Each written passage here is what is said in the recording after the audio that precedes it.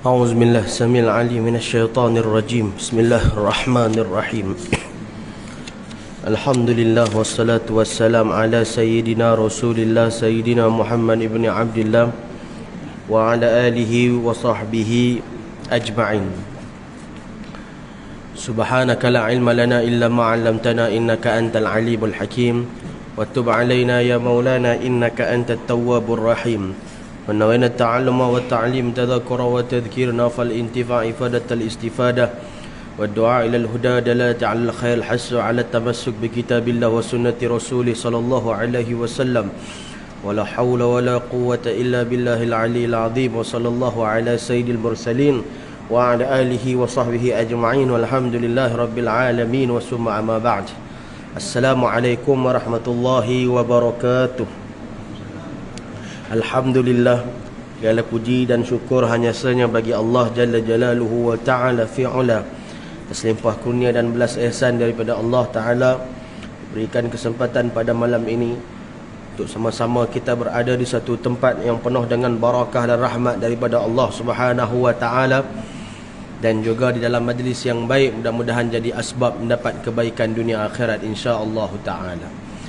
Tuan-tuan yang dimuliakan Allah Ta'ala, pada malam ini insya-Allah kita akan sambung bacaan kitab Risalatul Mu'awwanah Imam Habib Abdullah bin Alwi bin Muhammad Al-Haddad, pada bab yang seterusnya, bab yang mana membicarakan yang pada pembicaraan ataupun pada pembahasan yang lepas dibincangkan berkenaan dengan tajuk an-niyah, yakni niat, dan kemudian masuk pula kepada bab yang seterusnya, iaitu bab yang dinamakan ataupun yang diterjemahkan dengan bab mengisi waktu. Apakah maksud bab mengisi waktu dan apakah pembahasan dan juga syarahan yang ada di dalamnya? Maka kita lihat kalam daripada Imam Habib Abdullah bin Alwi bin Muhammad Al-Haddad. Qala wa nafa'na bi'ulumihi fid darain. Hendaklah engkau mengisi waktumu dengan segala aktiviti ibadah, hingga tak ada waktu sedikit pun baik siang maupun malam, kecuali untuk mengabdi kepada Allah. Maksud mengabdi pada Allah, maksudnya memperhambakan diri kepada Allah. Dengan demikian tampaklah bagimu keberkahan waktu, memperoleh faedah umur, dan senantiasa menghadapkan diri kepadanya. Dia ni nak cari keberkahan waktu ni kena ada usaha dan kena ada satu ikhtiar untuk mencari waktu sebolehnya untuk mengabdikan diri kepada Allah. Maka barulah dia akan mendapat keberkahan waktu atau keberkatan waktu. Disebutkan barakatul waqt. Apakah yang penting sangat dengan barakatul waqt ni? Iaitu seseorang yang mendapat keberkatan waktu, maka waktu dia itu dia boleh melakukan sesuatu yang mana orang lain tak dapat buat dengan waktu yang dia dapat. Ada orang satu malam dia boleh baca 2 juzuk Quran, satu malam boleh baca 15 juzuk. Bahkan tak pelik, satu malam 30 juzuk Al-Quran dia boleh habiskan dalam satu malam. Ada orang nak baca satu malam tu semuka tak habis. Tapi bergantunglah, memanglah kadang-kadang ada yang tak lancar belajar, tu cerita lain. Tapi nak kata dia tu tak dapat. Sedangkan orang ini pun waktu malamnya sama panjang dengan orang tadi. Dia bukan duduk dekat kutub utara, duduk di rumah sebelah-sebelah contohlah. Tapi yang si fulan A ni dapat baca 30 juzuk, bukan 30 juzuk lah, kita katakan dapat baca sejuzuk. Yang orang ni hanya baca setengah juzuk, kita katakan. Apa sebab dia? Antaranya adalah kerana keberkatan waktu.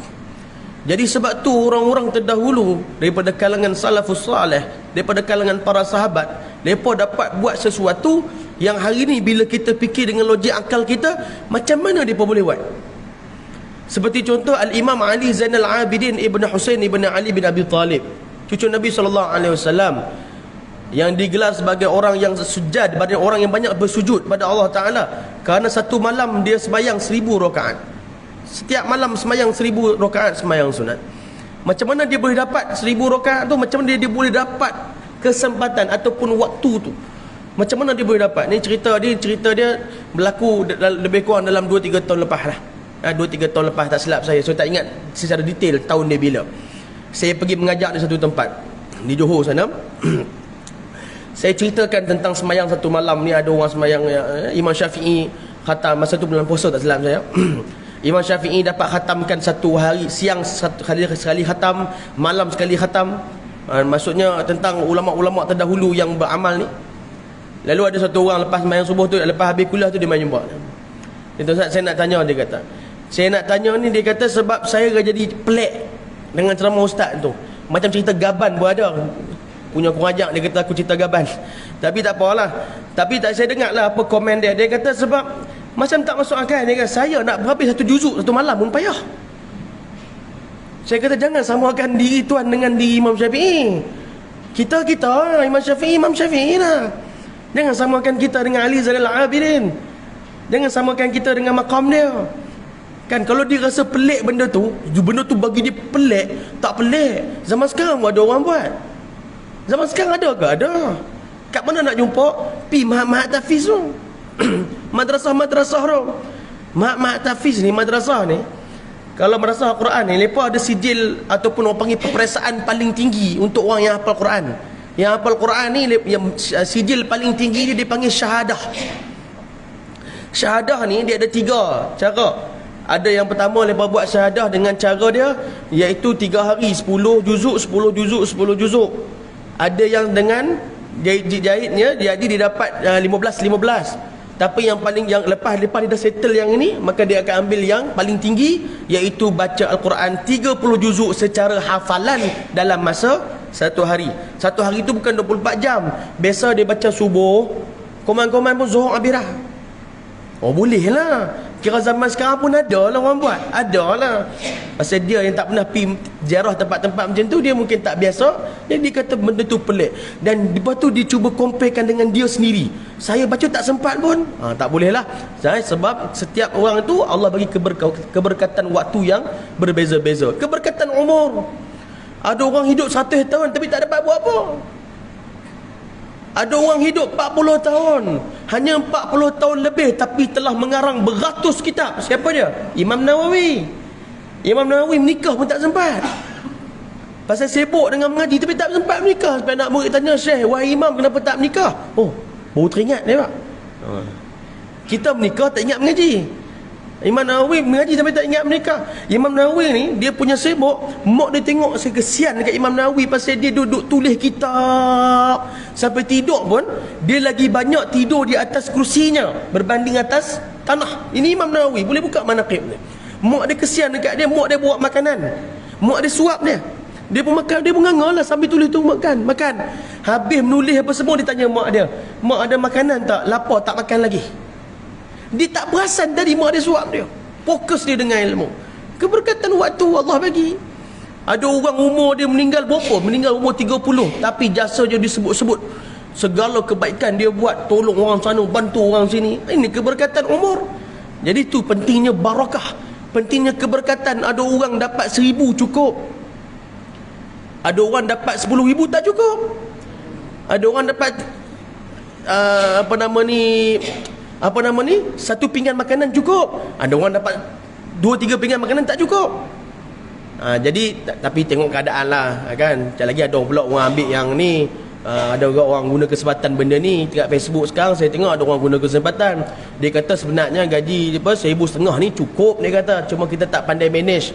Jadi dia pun buatlah susunan tu.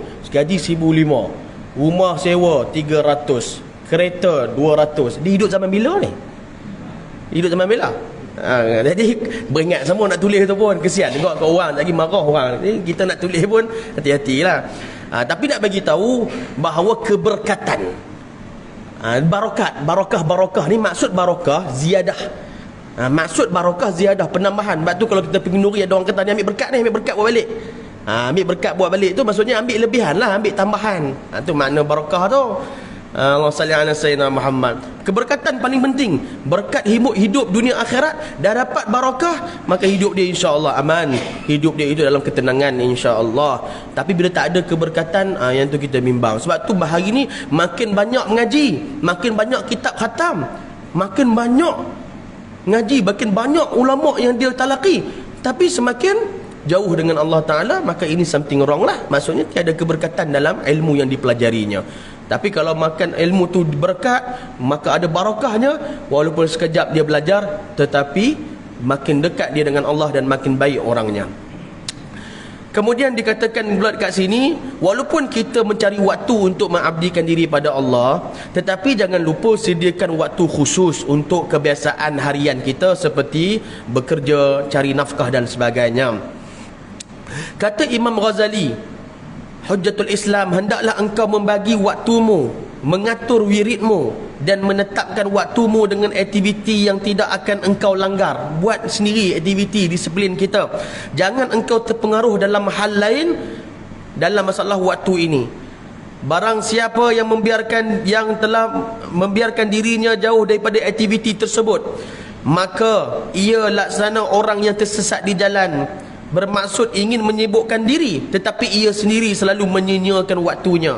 Ketahuilah bahawa waktu itu adalah umurmu, dan umur adalah modal untuk ibadahmu.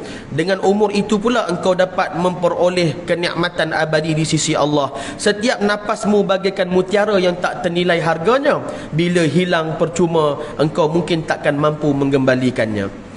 Maka sepatutnya engkau tidak menghabiskan waktumu dengan satu jenis wirid. Ini pesan Imam Habib Abdullah.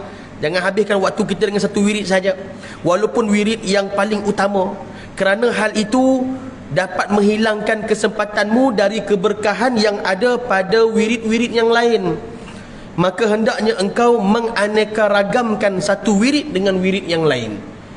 Cuma beza dalam bab wirid ni, sepatutnya, saya tak kata wajib, sepatutnya, bahkan sangat-sangat dituntutnya, biarlah bersanad dan berijazah.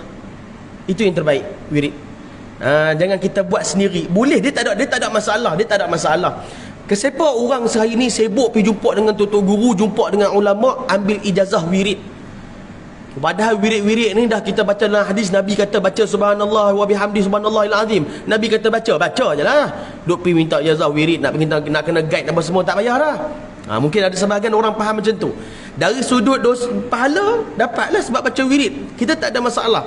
Cumanya dari sudut pengamalannya, dari sudut kita mempraktikkannya, supaya ia kekal istiqamah, supaya ia mendapat sir al-asrar, dipanggil rahsia-rahsia, yakni yang dia dapatkan daripada wirid yang dia bacakan itu, maka sepatutnya dia itu mengambil wirid, mengambil ijazah dan sanad daripada guru-guru yang ada untuk pengamalan zikir tersebut, agar ia tersusun rapi dan ia menjadi satu disiplin dalam kita mengamalkannya.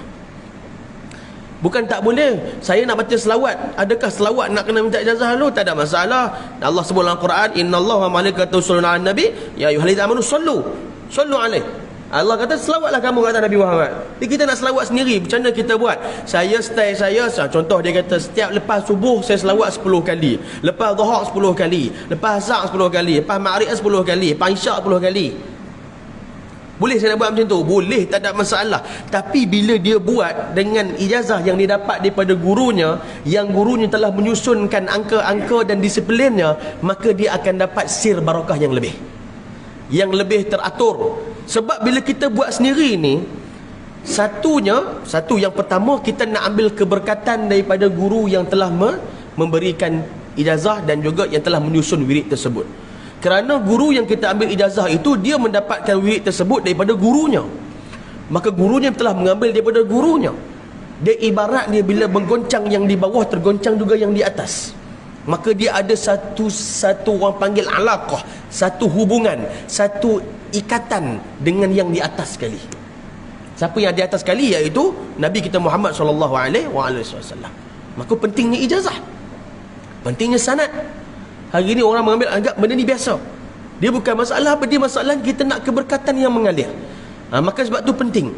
Antara contoh misalnya Anas Sayyidina Muhammad, sebelum ni kita amal selawat, dah bagus. Tapi jumpa dengan tok guru kita, dengan ustaz kita, pak kiai kita, pak habib kita, maka mungkin dia ajarkan, okey, baca lepas mayang 7 kali sekian ini seperti mana yang diajarkan oleh gurunya. Sebab apa? Sebab para alim ulama ini, kalau nak cerita satu persatu wirid-wirid tu memang payah. Cuma saya maksudkan di sini, kita punya husnuzannya, sangka baik kita, ulama-ulama kita ni, para alim ulama kita ni, mereka bukan saja-saja letak nombor tu. Nombor tu bukan saja-saja letak. Selawat 7 kali lepas bayang ni contoh. Mana dia dapat 7 kali tu? Dia meletak itu angka tu, tak. Ada something dengan nombor 7 tu. Kenapa diletakkan hadis ini 40 hadis? Mungkin orang anggap macam biasa. Tuan-tuan tak perasan 40 hadis akhir zaman, 40 hadis Imam Nawawi, 40. Ada apa dengan angka 40 tu? Maka kena lihat, ada syarahan dia. Kerana ada daripada hadis Nabi SAW. Walaupun hadis tu dhaif, tetapi hadis tu ada daripada Nabi SAW. Ada sebab angka-angka tu diletakkan. Bukan saja-saja. Kenapa orang suruh baca 100 kali? Kenapa orang suruh baca 30 kali? Kenapa suruh baca 7 kali? Ada sebab-sebab keberkatan di sebalik angka-angka tersebut. Bukan saja-saja. Tapi kalau kita baca, ustaz, saya baca je sebanyak mungkin. Apa masalah dia bila kita baca sebanyak mungkin? Kita tak meletakkan angka dan nombor. Ada orang kata tak payah letak, ni pandai-pandai selawat 10 kali saja. Selawatlah banyak-banyak, bukannya jadi masalah pun.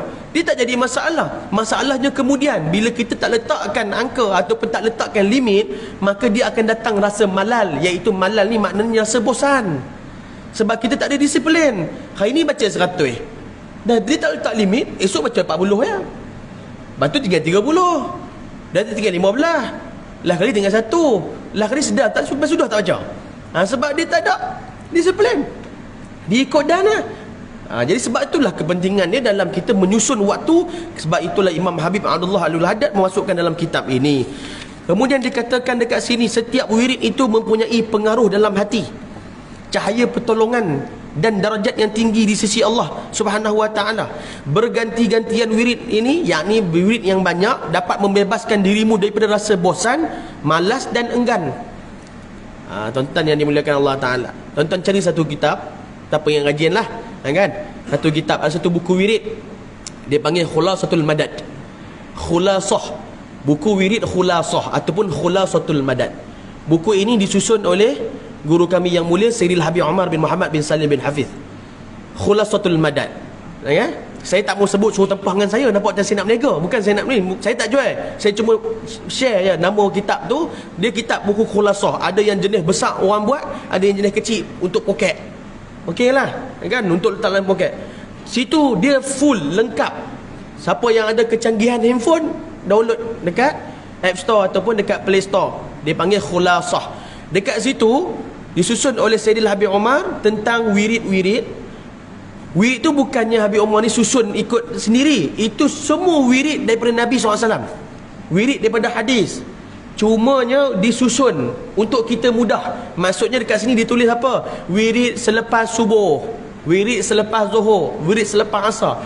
Kalau kita betul-betul beramal dengan buku wirid tu, insya-Allah tak ada satu waktu pun yang lidah kita menyebut perkara sia-sia. Tak ada satu waktu pun perkara lidah kita bersembang benda yang lara. Sebab kita sibuk membaca wirid-wirid tu. Daripada paginya baca zikir Asmaul Husnanya, lepas tu antara azan, antara maghrib, minta maaf, Bilal bang, Allah Akbar subuh. Sementara waktu lepas mayang sunat nak ke qomat tu, ada masa baca subhanallah bihamdi subhanallahil azim 100 kali. Tu semua dia ada wirid-wirid dia. Daripada awal bangun tidur sampai tidur balik, full wirid dia. Subhanallah, penuh dalam tu. Itu diamalkan di mana? Kalau di Tarim di Hadramaut, memang pelajar-pelajar sana mengamalkan baca wirid itu, bahkan jadi satu rutin jadual wajib bagi pelajar-pelajar. Tak boleh tinggal buku, tak boleh tinggal zikir tersebut. Jadi sebab apa? Sebab ada sir dia. Orang yang mengamalkan zikir, orang yang mengamalkan wirid, insya-Allah terjaga hatinya dan terjaga lidahnya, terjaga akalnya, terjaga tubuh badannya daripada perkara-perkara yang jauh daripada Allah Subhanahu wa taala. Satu hadis Nabi SAW. Ada satu cara diajarkan bagaimana cara kita minum. Kita kalau minum air, buka, minum. Nak bulan cawan boleh, nak tuang buluh boleh, nak buka berhabis satu botol terus satu galen pun boleh. Ikut dan kita, kau mana nak celah, mana nak minum, lepas ayak sangat. Tapi beza dia, kita minum dengan cara tak ikut Nabi dan ikut cara Nabi, dua-duanya minum, dua-duanya dapat masuk dalam mulut, dapat masuk dalam badan. Tapi perbezaan ketaranya dekat mana? Ni saya tunjuk Bismillahirrahmanirrahim. Memang lepas ayat pun tadi. Sekejap. Bismillahirrahmanirrahim. Saya tak pakai cawan, saya minum pakai botol tu.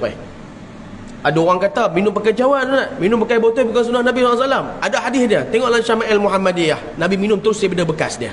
Ada. Siapa ustaz mana ngajak Syama'il nanti boleh rujuk. Ada dalam bab Nabi minum. Nabi minum. Yang ini cara dia minum diajarkan dengan mengikut Nabi SAW, iaitu kita baca bismillah. Bismillahirrahmanirrahim. Kita minum sikit. Alhamdulillah. Sebut Alhamdulillah. Lepas tu kali kedua Bismillahirrahmanirrahim. Alhamdulillah. Kemudian kali ketiga Bismillahirrahmanirrahim.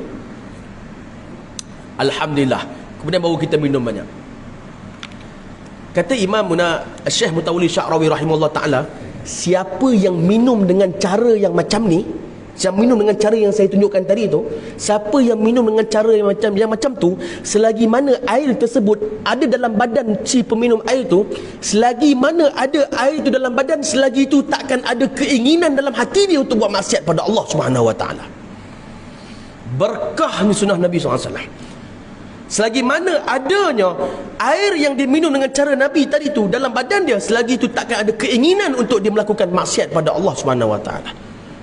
Tapi kita anggap macam biasa, tak payahlah, lambat buka telan terus dengan botol-botol sekali dia telan ni, ikut dan ikutlah, tak ada masalah. Cuma orang kata kita terlepas satu benda yang besar yang dijanjikan Allah Subhanahu Wa Taala dengan ittiba' sunnatin Nabi sallallahu alaihi wasallam. Tuan-tuan yang dimuliakan Allah Subhanahu Wa Taala.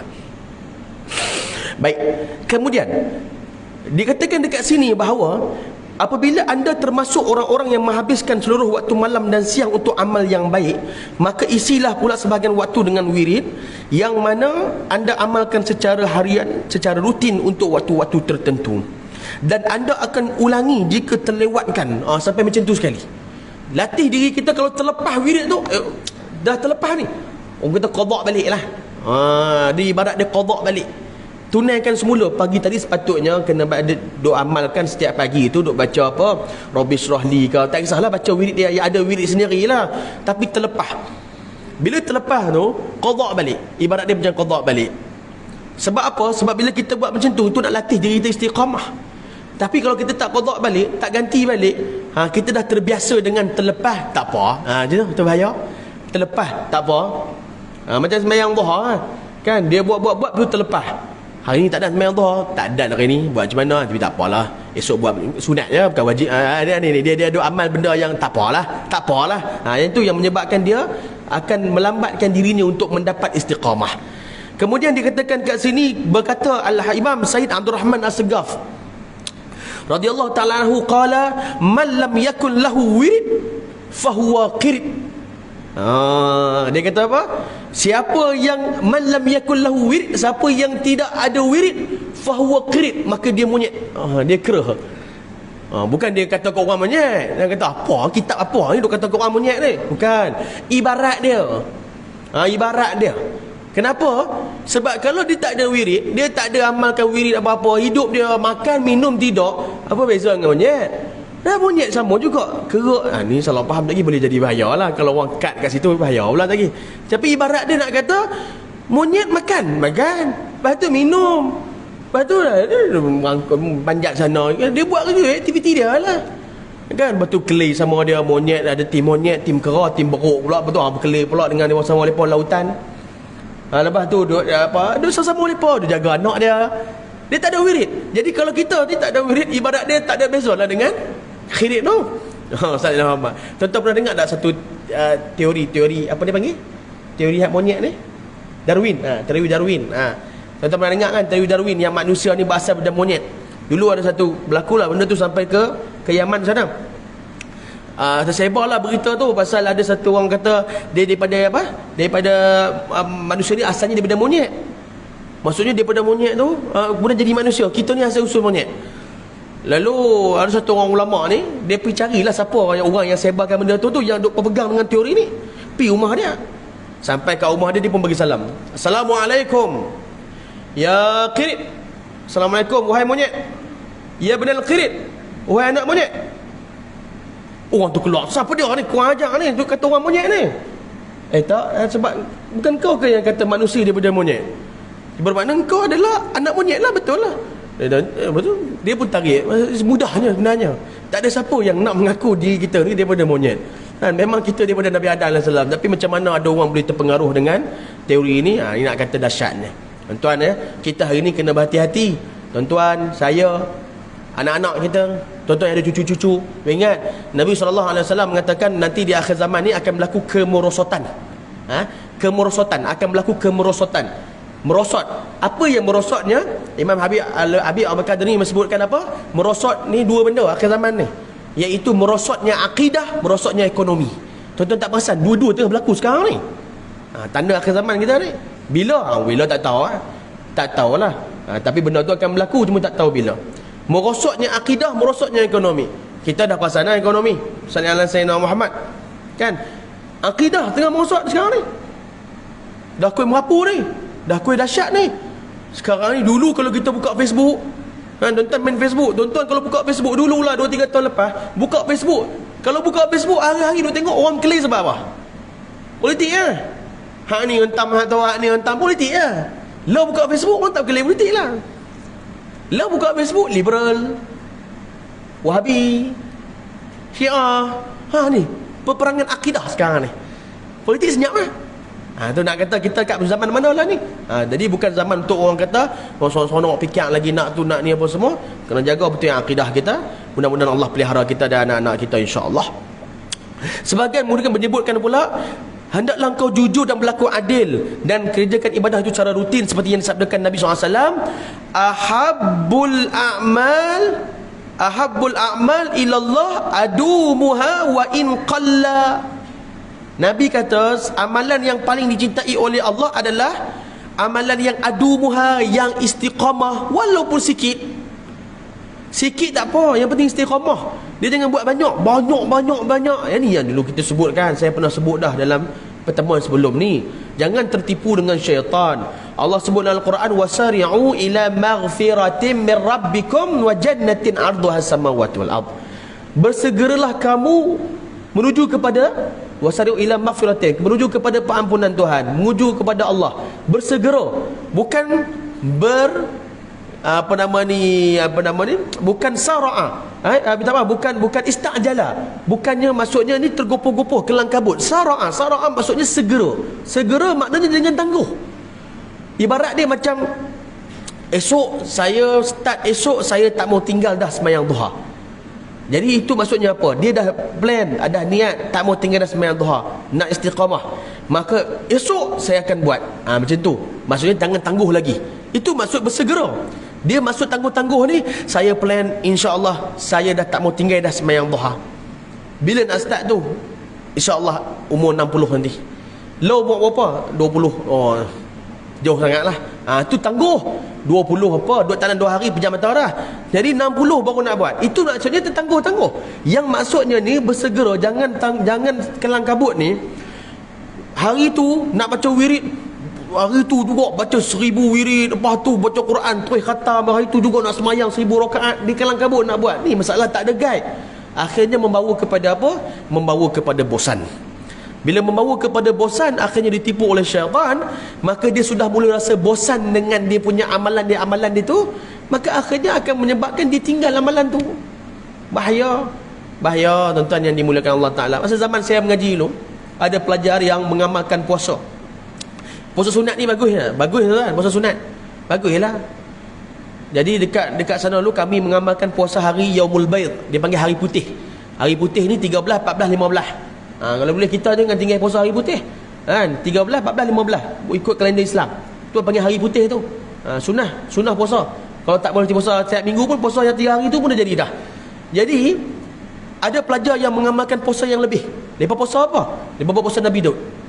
Puasa Nabi Daud ni bukan semua pelajar lah, ada seorang tu lah dia buat. Hari ni puasa, esok tak puasa. Hari ni puasa, esok tak puasa. Itu pasal Nabi duduk tu. Kira puasa selang sehari, puasa selang hari. Jadi kalau boleh katakan sepanjang tahun tu memang banyak puasa lah. Bila dia puasa, dia penat lah. Penat, pening kepala, rasa lapar apa semua dengan musim panas. Jadi dia MC kelas, tak masuk kelas. Kelas tak masuk. Jadi waktu tu datangnya datangnya syekh, datangnya guru. Tok guru matang tu dia marah lah. Dia kata batalkan puasa. Bukan waktu kau untuk berpuasa sekarang ni, untuk mengamalkan puasa ni. Hang punya tugas sekarang ni mengaji dulu. Mengaji. Lepas tu buat step by step, slow. Ikut guide dia. Baru tidak mudah ditipu oleh syaitan dan tidak mudah terpedaya dengan syaitan. Akhirnya nanti dia akan bawa kepada dia, orang kata, beramal dalam keadaan dia dah mula bosan ni. Maksudnya dia tak akan kekal lama lah. Dia tak istiqamah. Tuan-tuan yang dimuliakan Allah Subhanahu Wa Taala. Kemudian disebutkan dekat sini, antara perkara-perkara yang digalakkan jangan ditinggalkan, antaranya sembahyang sunat witir. Hukumnya sunat muakkad. Sabda Nabi SAW, Innallah witrun yuhibbul witra fa'autiru ya ahlul Quran. Sesungguhnya Allah itu ganjil dan menyenangi yang ganjil, maka solatlah witir wahai ahlul Quran. Nabi SAW tidak pernah meninggalkan sembahyang witir. Sembahyang witir ni maksimum kita sembahyang witir 11 rakaat. Dan juga minimalnya kita buat 3 rakaat lah. Di aulanya, afdalnya kita buat bila di akhir malam. Afdalnya, yakni sebelum masuk subuh. Tapi bagi yang mampu. Kerana kalau tak mampu, buat lepas isyak. Bagi yang tak mampu, buat lepas isyak. Tak mampu ni maksudnya takut dia bangun esok terlambat sikit ke apa, buat. Tapi siapa yang bangun awal boleh buat witir, buat akhir malam. Itu lebih baik. Tapi kalau tak mampu, buatlah waktu isyak. Kemudian waktu isyak pula, lepas isyak. Kemudian antara juga yang jangan ditinggalkan, yang saranan daripada Habib Abdullah adalah sembahyang duha. Sembahyang duha ni mengandung banyak barakah dan manfaat. Boleh dilakukan 8 rakaat dan boleh juga minimal 2 rakaat. Waktu dia ada waktu afdal dia. Waktu afdal dia lebih kurang dalam pukul 9 tu, 8.45 tu naik ke atas sampai pukul 10 tu, waktu tu afdal buat. Dia lebih kurang pukul 9 macam tu lah, 9 lebih tu waktu afdal. Tapi bukan tak boleh buat awal. Maksud saya ni, waktu tu adalah waktu yang terbaik. Tapi kalau nak buat sebelum lagi pun boleh, tak ada masalah. Tak ada masalah. Kalau boleh kita inilah, asingkanlah sembahyang syuruk dengan duha. Asingkan lebih baik. Walaupun ada orang yang mengatakan syuruk itu adalah sembahyang duha, sembahyang yang sama, tapi adalah lebih baik kita syuruk dulu, lepas tu tunggu beberapa minit kemudian baru kita sembahyang duha. Baik. Kemudian juga solat sunat awabin. Solat sunat awabin ni biasa kita buat bila lepas maghrib, antara maghrib dan isyak. Sembahyang awabin. Sembahyang awabin ni subhanallah, dikatakan dalam hadis banyak, dikatakan Nabi tidak pernah tinggal sembahyang awabin. Bahkan kalau kita orang yang sentiasa melakukan puasa sunat, kita buat puasa sunat, tapi kita nak buat puasa sunat awabin. Ditanyakan kepada Syekh Sulaiman, Syekh Abu Sulaiman rahimahullah ta'ala, ditanya oleh Imam Ahmad bin Abi Al-Hawari, tanya pada gurunya, saya ni nak buat dua-dua, nak puasa sunat, nak buat sembahyang sunat awabin. Buatlah, mana satu dah saya nak buat? Syekh dia kata buat dua-dua bagus, tapi saya tak boleh buat dua-dua, saya nak kena pilih salah satu ya. Syekh dia kata maka buat solat sunat awabin. Nak begitu, solat sunat awabin tu juga adalah solat sunat yang sangat dituntut. Tapi kalau ada pengajian, kita sekarang ni di surau di masjid ada pengajian, jadi apa yang patut kita buat? Maka pengajian lebih utama. Pengajian lebih utama. Jangan salah faham pengajian lebih dituntut kerana ianya adalah perkara yang boleh membawa kita kepada menambah kebaikan kepada amalan yang kita nak buat. Sebab tu bergantung. Kalau kita rasa macam tak ada orang, tak ada kuliah, tak ada pengajian, tak ada ceramah dan sebagainya, maka kita nak buat apa? Nak baca Quran boleh, tapi kalau boleh dia buat solat sunat awabin. Dan sunat awabin ni ada syarat dia lah. Syarat dia jangan bercakap apa-apa lepas maghrib tu. Tapi lepas maghrib dah kena kopi kat luar, dah kena teh panas, cok pisang, kan, cok penga. Tentu cok penga tak? Kena pula penga, kena pula orang panggil apa, macam-macam lah. Segala menatang masuk dalam mulut dah. Lepas tu baru nak awabin, dia tak ada awabin dah kat situ, kan. Baik. Kemudian semayang juga yang jangan ditinggalkan, antaranya semayang Allahumma salli ala sayyidina Muhammad. Semayang malam. Semayang malam ni semayang tahajud lah. Semayang tahajud, semayang malam, semayang tahajud. 2/3 malam yang terbaiknya. Sebaiknya tidur dahulu. Sebaiknya tidur dahulu. Kalau tak mau tidur nak terus buat boleh. Yalah, nak buat nak tak mau tidur nak terus daripada isyak tu terus nak berjaga sampai ke subuh. Itu adalah orang yang dapat kekuatan. Macam saya cakap tadi lah, orang yang biasa buat macam tu sebab dia dah memang melatih diri dia dan dia dah dapat benda tu. Kita yang baru-baru nak try tak mau tidur malam, tak boleh lah. Sebab tu ulama ajak tidur dulu.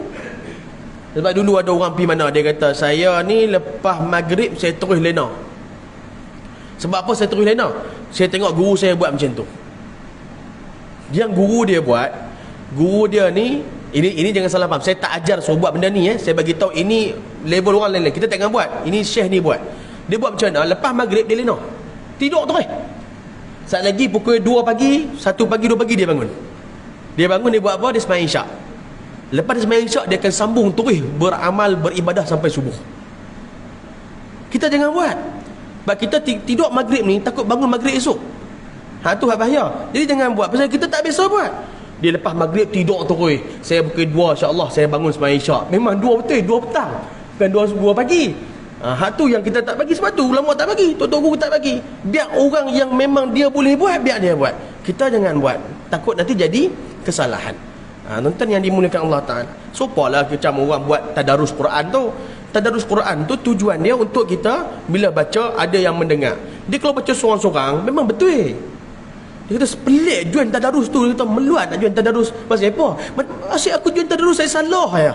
Dia aku baca seorang-seorang tak salah pun. Yalah tak ada orang tegur. Hang baca seorang-seorang memang betul belaka. Dan tadarus tu pun berasal dia perkataan darosa. Memang perkataan belajar. Tu tujuan tadarus. Ya kan? Satu lagi tujuan dia kemplikat lah dalam masa khatam nanti. Tapi hak tu hak mula-mula tu untuk belajar tu. Untuk memang nak mengaji tu tu. Tapi dia tak mau. Itu payah. Mengaji Al-Quran adakah dituntut? Ya, ia juga perkara sunat yang dituntut. Tetapi yang lebih dituntut adalah belajar ilmu Quran. Hari ini ramai orang kejar nak mengaji Quran, tapi dia tak kejar untuk belajar Quran. Ini salah. Sangat-sangat salah. Tuan-tuan yang dimuliakan Allah Ta'ala, saya tak kata saya pandai Quran, tapi saya pun misalnya Rasulullah Muhammad masih lagi sampai hari ini bertalaqi dengan Quran. Tak cukup. Saya ada satu sanad, satu ijazah Quran, satu sanad yang mana sanad Al-Quran saya bersambung sampai Nabi Muhammad SAW yang saya ambil dari guru saya. Tapi bila saya baca dengan guru yang lain, dia tegur lagi kesalahan. Macam mana? Saya baca dengan kita orang kemah dah. Kalau boleh pergi mana-mana nak bawa ijazah tu nak tunjuk ke orang. Kalau boleh time mengajak ni nak bawa ke depan ni. Ni saya punya sanad. Oh, kemah dah. Boleh jual pula 2-3 ribu lagi syok. Tapi bukan. Nak bagi tahu bila pengaji dengan ustaz lain pula, ustaz ni tegur benda lain sebab lain guru lain. Dia punya pendengaran dia lain, penekanan dia lain. Yang dimuliakan Allah Ta'ala. Saya pernah sekali baca depan ustaz, satu orang ustaz, Ustaz Hasan Muhammad. Ni ustaz saya, Fadil Ustaz Hammam. Dia dekat Perak. Apa nama dia, cucu kepada Syekh Idris Marbawi. Tuan-tuan yang mengesah mengaji bahasa Arab pakai kamus Marbawi tu, cucu dia. Saya mengaji dengan dia, mengajar Quran. Saya baca dengan dia, doa rasa macam betul dah kita ni. Pasal pi mana orang puji dah. Oh baca bagus baca bagus Oh kita doa rasa kemas kali dah. Baca depan dia, Alhamdulillahi Rabbil Alamin, Ar-Rahmanir Rahim, Maliki Yaumiddin. Ulang balik ni. Kita pun Maliki Yaumiddin. Sekali lagi. Maliki tak apa dah. Hang balik praktis dulu. Itu tak mana salah Rupanya dia dapat detect kat mana tuan-tuan. Ni saya kongsi je lah. Dia dapat detect dekat saya punya key tu. Huruf kaf tu. Dia baris bawah kasrah. Bibir mesti buka. Bila kita baca huruf kasrah yang selepasnya huruf fathah, jadi kita punya kasrah tu akan jadi kurang sempurna sebab kita nak sebut fathah lepas dia. Ki dengan ya. Ki, ya. Jadi kita nak fokus ya. Ki kita tak sama dengan li kita. Li tu yang sebelum dia. Ma, li. Ma, li, ki. Ki dengan li mesti sama dia punya buka dia. Tapi sebab li buka, ki tu sebab nak pergi yau. Maliki yau. Tu. Dia dapat detect. Subhanallah. Orang bagi kepada orang macam ni, subhanallah, Allah bagi pada dia, dia dengar Al-Quran. Tapi bukan untuk dia cari kesalahan orang. Besok hak orang macam ni, dia memang orang main mengaji dengan dia baru dia tegur. Tapi orang yang tak macam ni, yang tak mengaji terang mana ni, biasa dia main dengar orang baca Quran, dia main dengar tu imam baca, dia tengah cari kesalahan. Tak mana salah. Bukan dia fokus kat situ. Itu bahaya jenis tu. Jadi kita cuba kalau boleh fokus kepada macam mana nak mempelajari ilmu Al-Quran. Dalam masa yang sama jangan tinggalkan baca Quran. Ini bukan tak bagi orang baca Quran. Baca Quran bagus, tapi dituntut untuk belajar Al-Quran itu. Kerana apa? Bila kita baca Al-Quran salah dan tak mengaji, dosa. Itu ya. Tapi jangan keras sangat. Siapa yang baca Quran salah, berdosa. Jangan terus macam tu. Dia tergantung. Sekali lagi orang tak mau baca Quran. Yang betulnya dia baca Quran salah dan dia tak mau mengaji, yang tu baru berdosa. Tapi kalau dia mengaji tapi dalam proses kemudian ada salah-salah, tak apalah. Janganlah kita ni keras sangat. Siapa baca Quran salah, tajwid tak betul, huruf tak betul, neraka. Tak mengaji habis orang. Bagi tak mengaji dah. Elok tadi bawa dia daripada jalan sana, ujung jalan, duduk bawa beg Quran dah. Dengar ustaz cakap macam ni dekat mic, patah balik. Tak jadi mengaji dah orang. Itu kekurangan dia kita kadang-kadang dalam mempelajari ilmu Al-Quran. Ilmu Al-Quran, Masya Allah, Subhanallahil-Azim. Nanti masuk dalam kubur, malaikat tanya, pandai mengaji Quran tak? Kita kata bahaya tak pandai mengaji. Malaikat tak tanya tu, mengaji tak? Cuba belajar tak? Itu paling penting. Ada usaha tak? Biqadri ma tata'anna tanalu ma tatamanna, kata Imam Malik. Siapa yang lagi susah nak baca Quran, lagi banyak pahala dia dapat. Lagi payah nak baca, lagi banyak pahala. Imam Malik sebut. Jadi beruntunglah orang yang baca lambat, yang baca susah nak betulkan, banyak pahala dia. Cuma jangan menyusahkan sampai kita nak sebut sampai terketak-ketak, sampai terketak-ketak meramu ayat liak tu kan. Habis basahkan serban dengan dia punya jubah dia, meramu ayat liak pasal apa, duk terketak nak baca. Jangan sampai payah sangat. Dia bila kita ikut proses yang betul, insya-Allah mudah, tuan-tuan ya. Kemudian antara amalan yang jangan ditinggalkan adalah selawat pada Nabi SAW. Saya petik kalam daripada Sayyidil Habib Omar bin Muhammad bin Salim bin Hafiz. Kata guru mulia Sayyidil Habib Omar, siapa yang nak selamat daripada fitnah akhir zaman adalah caranya, ini salah satu caranya ialah dengan kita menguatkan, menambahkan, ziyadah, tambahkan kecintaan kepada Allah dan Rasulullah SAW. Dan tiada ada cara lain untuk tambahkan rasa cinta pada Allah dan Rasulullah melainkan dengan cara berzikir kepada Allah dan juga berselawat pada Rasulullah SAW. Orang yang sentiasa zikir pada Nabi, pada Allah dan sentiasa selawat pada Nabi Muhammad, orang ini akan dikenang Nabi Muhammad dan dia akan ada dalam hati Nabi Muhammad. Nabi Muhammad akan kenal dia. Tuan-tuan, orang yang dalam hati Nabi Muhammad ni, subhanallah. Tuan-tuan kenal satu orang sahabat Nabi. Ni sebelum saya tutup kisah ni, satu orang sahabat Nabi namanya Julaibib. Sahabat Nabi. Dia ni Julaibib ni satu orang pemuda, rupa tak ada, harta tak ada, hidup susah, rumah tak ada, pindah randah, hidup kat masjid. Dia tak ada apa-apa. Satu hari tu Nabi, tapi dia ni sentiasa dengan Nabi. Apa Nabi cakap semua dia ikut. Follow je Nabi. Apa Nabi bagi arahan semua dia ikut. Satu hari Nabi tanya dengan dia, Julaibib, tak menikah ke? Tak mau nikah kan? Dia kata, siapa nak dengan aku Rasulullah? Rupa tak ada, keta tak ada. Kan? Tu belah Penang, belah Kedah lalu keta lah dia tanya. Kan? Nak menikah? Keta ada. Dia main tanya keta bahaya. Jadi dia tak ada apa. Lalu apa yang dikatakan Rasulullah? Tak apa, biar aku yang pergi. Nabi pergi rumah satu orang sahabat yang ada anak perempuan. Nabi tanya, aku nak meminang anak kau. Oh, ayah dia kata, kami terima dengan hati terbuka ya Rasulullah. Bukan untuk aku, Nabi kata, untuk Julaibib.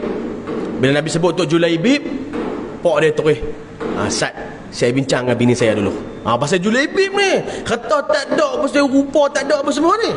Nabi kata, saya tutup cerita ni ya. Lepas tu Nabi kata, tak apa, bincang dulu.